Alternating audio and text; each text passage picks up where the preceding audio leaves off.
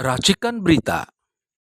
Oke, pemirsa, kembali lagi bersama kami dari Forum Aksi Alumni Kampus Seluruh Indonesia. Hari ini kita mau mencoba bicara soal ekonomi dan kebijakan ekonomi yang dibangun oleh pemerintahan baru Prabowo Subianto. Pemirsa, kali ini kami ditemani oleh Bapak Khairul Hadi. Beliau dosen ekonomi dari Universitas Trisakti yang sudah sangat senior, sudah sangat lama mengajar di sana dari tahun 78 sampai tahun 2018. Luar biasa. Tentu sudah banyak hal-hal di luar kepala tentang sistem ekonomi, bagaimana sebetulnya yang terjadi di Indonesia dengan ekonomi yang sesungguhnya, yang mestinya ekonomi itu bertopang kepada Undang-Undang Dasar 1945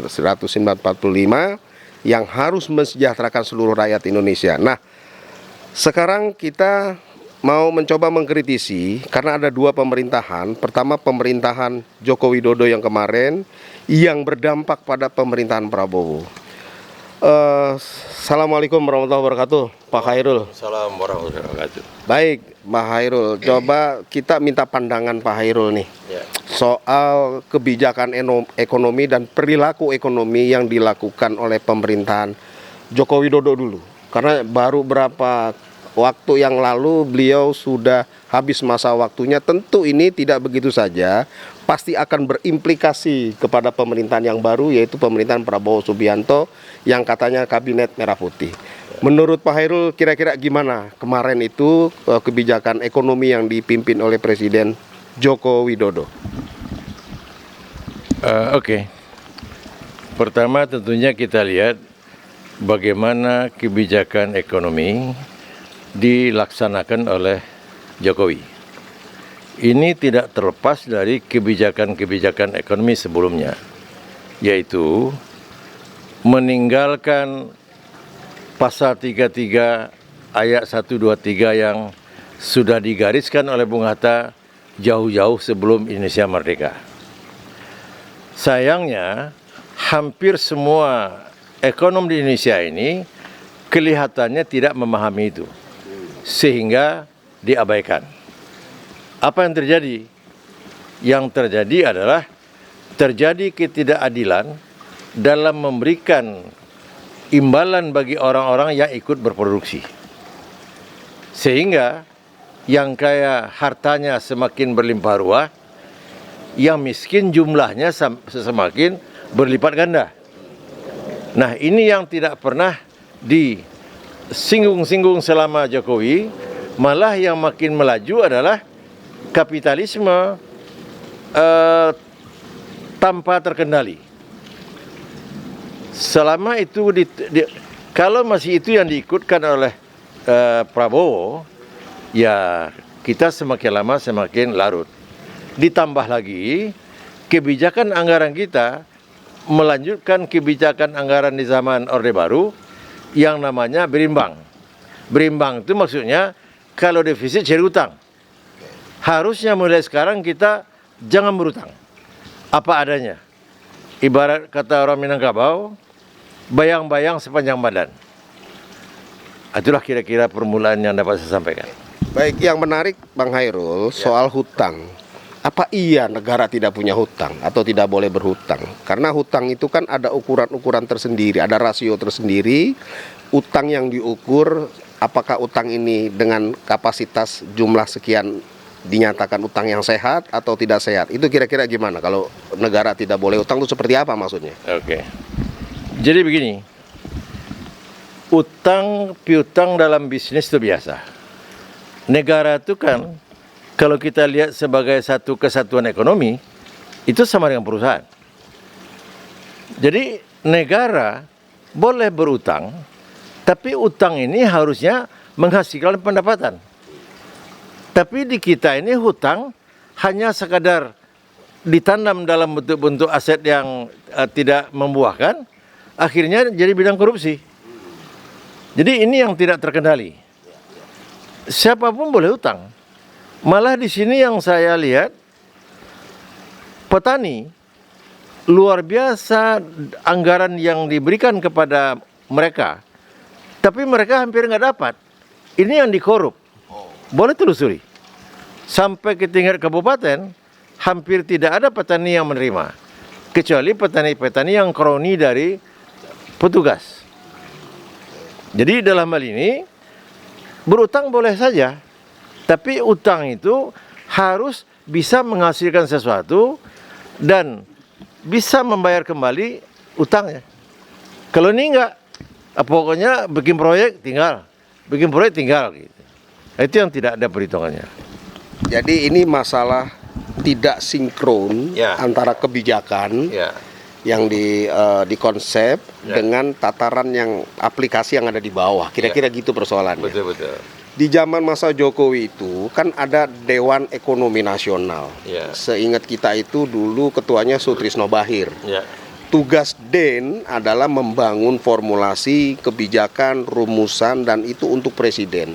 Lalu kemudian setelah presiden mendapat rumusan itu, maka kan seharusnya membangun sebuah aplikasi kepada pihak bawahannya yang terkait dengan APBN, kemudian dengan Menteri Menko Ekonomi dan lain sebagainya. Nah, yang kami tanyakan itu, bagaimana kebijakan DEN sesungguhnya dulu pada zaman Jokowi, yang sekarang juga konon katanya ada, tapi nanti belakangan kita bahas yang sekarang.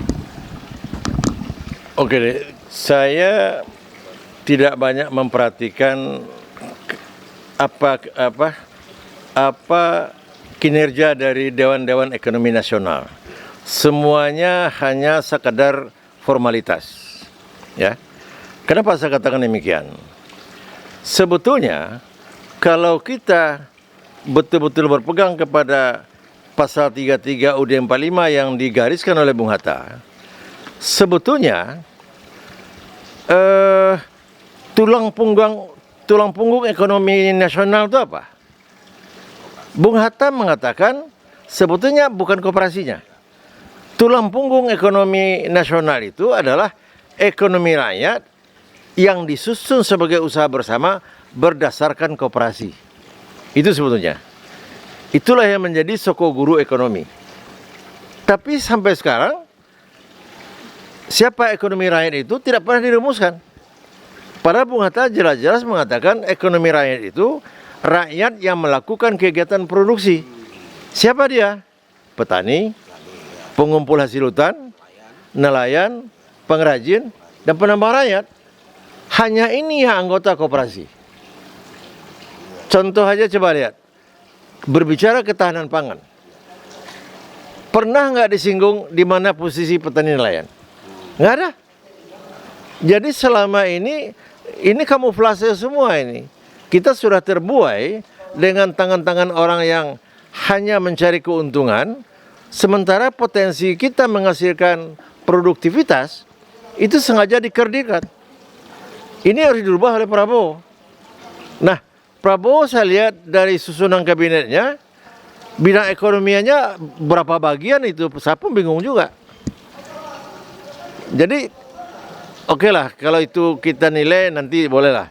Cuman saya melihat tidak ada pembagian profesionalisasi di situ dan nggak mungkin dicapai efektivitas dan efisiensi yang tinggi. Situ kira-kira. Ya, kembali kepada soal Dewan Ekonomi. Zaman Jokowi itu ketua Dewan Ekonominya Sutrisno Bahir. Dia seorang pedagang murni, alias beliau praktisi, pemburu rente. Lalu tidak kelihatan kinerjanya. Sekarang ini dipilih lagi LBP, Luhut Binsar Panjaitan, sebagai Dewan Ekonomi Nasional. Dan dia juga bukan seorang ekonom. Dan apa dibalik pengangkatan dia dari Prabowo ini? Banyak masyarakat menilai pengangkatan dia adalah semata-mata untuk bertanggung jawab.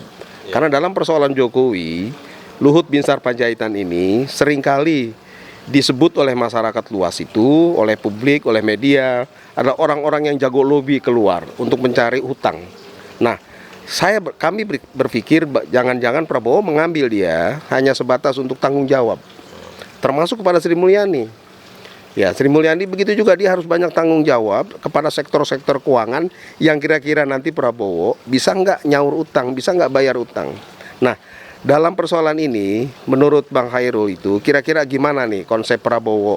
Apa tujuan Prabowo mengangkat Sri Mulyani dan Luhut Binsar Panjaitan yang kembali lagi menangani soal keuangan Sri Mulyani dan Luhut Binsar Panjaitan yang berubah total menjadi Dewan Ekonomi Nasional yang sesungguhnya dia bukan seorang ekonom.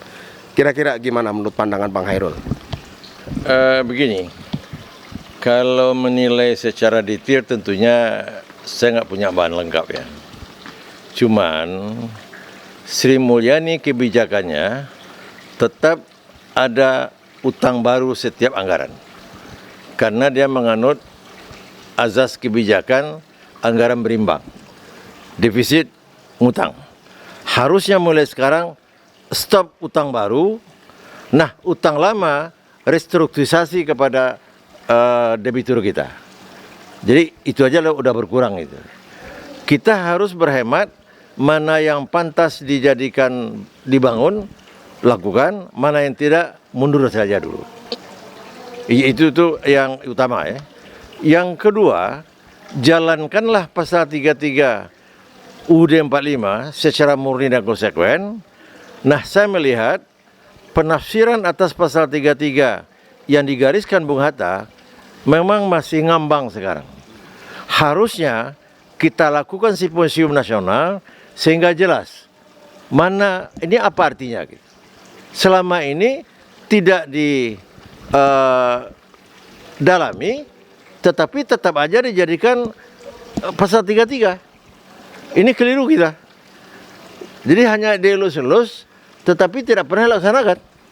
Sementara dengan sistem ekonomi yang ada sekarang, orang kaya kekayaannya semakin berlimpah ruah, orang miskin jumlahnya semakin bertambah. Nah, ini yang nggak pernah diperhatikan fenomenanya nih. Sekian. Baik, Bang Khairul. Sebetulnya masih banyak pertanyaan yang harus kita bahas. Mengingat pemerintahan Prabowo Subianto adalah pemerintahan lanjutan dari pemerintahan Jokowi. Pertanyaan singkatnya barangkali, yang waktu hanya 1 menit lagi, kira-kira sanggupkah Prabowo Subianto membayar hutang-hutang beban yang dilakukan Presiden Jokowi? Secara sekilas kelihatannya ibarat kita mengharapkan kuda bertanduk. Jadi kalau ada yang mengharapkan kuda bertanduk, itu ilusi, nggak pernah terjadi itu. Atau mendirikan benang basah. Atau menegakkan benang basah. Kalau berdalih, ya kita di sini tidak tempatnya berdalih. Kita bicara apa adanya. Itu kira-kira. Oke, pemirsa sekalian, sudah kita bahas panjang lebar tentang ekonomi yang dilakukan oleh dua rezim sekaligus, rezim Joko Widodo dan rezim Prabowo Subianto. Kalau bicara harapan, tentu kita berharap Prabowo Subianto mampu membayar hutang-hutang masa lalu, bahkan mampu juga mengatur hutang-hutang luar negeri agar terjadi keseimbangan pada sektor ekonomi Indonesia. Ada tambah dikit. Ya, silakan. Ini tambahan dikit, hampir lupa saya. Melihat pembagian bidang ekonomi dalam kabinet Prabowo dengan orang-orang yang ditempatkan, saya sangat pesimis. Itulah kira-kira. Terima kasih. Ya, oke, baik. Serem memang kalau lihat kabinet. Pemirsa, sampai jumpa lagi di dalam topik-topik yang berbeda, yang menarik, yang terus kita kritisi. Dan sekian dari kami, Forum Aksi Alumni Kampus Seluruh Indonesia yang akan terus-menerus menjadi oposisi di dalam pemerintahan. Karena tujuan kami beroposisi adalah bukan untuk mengganggu, tetapi dalam rangka menstabilkan masyarakat Indonesia. Baldatun Thayyibatun Warobun Gopur. Sekian, Assalamualaikum warahmatullahi wabarakatuh. Terima kasih Pak Khairul. Sampai ketemu lagi.